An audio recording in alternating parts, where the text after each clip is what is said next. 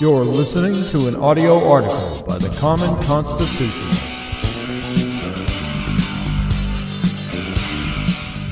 Today's article is entitled, "We Know How Great Our Military Is. We Don't Need a Parade to Prove It." President Trump says he has an interest in a military parade in Washington, D.C. sometime in the future. Fox Business reported on it. Quote, President Trump is incredibly supportive of America's great service members who risk their lives every day to keep our country safe. He has asked the Department of Defense to explore a celebration at which all Americans can show their appreciation, unquote, White House Press Secretary Sarah Huckabee Sanders said in a statement.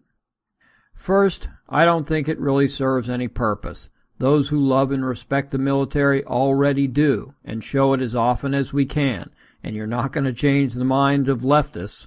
Also, in my humble opinion, those who can't fight, parade. Those who can, don't need to parade. Personally, I hated wearing my dress uniforms. Heck, I don't even care for wearing a civilian suit now. Most of our military are lunch pail, fatigue-wearing, fighting men and women. They are not accustomed to goose-stepping down some city street like so many dancing monkeys on display for their civilian overlords.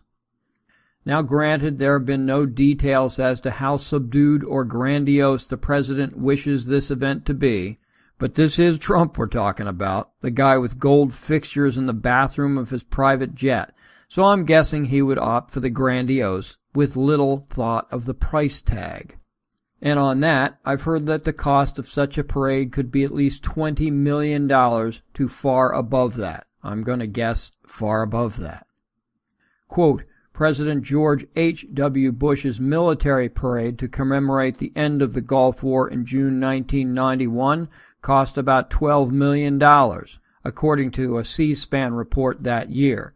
That parade would have cost more than $21 million in 2018 after factoring for inflation, unquote. Now I'll give that to them, celebrating the end of a war. We did it after World War I and World War II. Well worth it. Although I don't think Reagan organized a parade after Grenada, though. Pity. The idea of an American military parade came evidently from Trump's attendance at the recent French military parade where he was guest of honor. Quote, the French march well, we fight well. Take your pick, unquote, Lieutenant Colonel Ralph Peters told Fox News. Quote, if we really want to honor our troops and support them, pass the defense budget. Give them the tools and the funding they need, unquote. Now, I have a friend that's current active duty, and he asked, quote, what about security, terrorism during the event, unquote. And he has a great point, which I said I hadn't even considered. Imagine the optics worldwide if a bomb goes off on the parade route. Big, bad America can't even protect itself.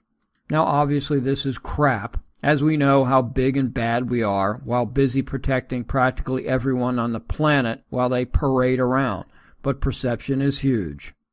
Bottom line is that the time and effort spent planning and executing such an event would be better served in mission training, and the enormous cost is just something I could never condone, particularly as we are at this very moment being further sold down the river by Mitch McConnell and Chuck Schumer.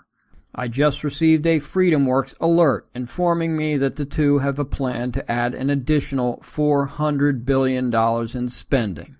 So let's save the money we don't even have and skip the parade.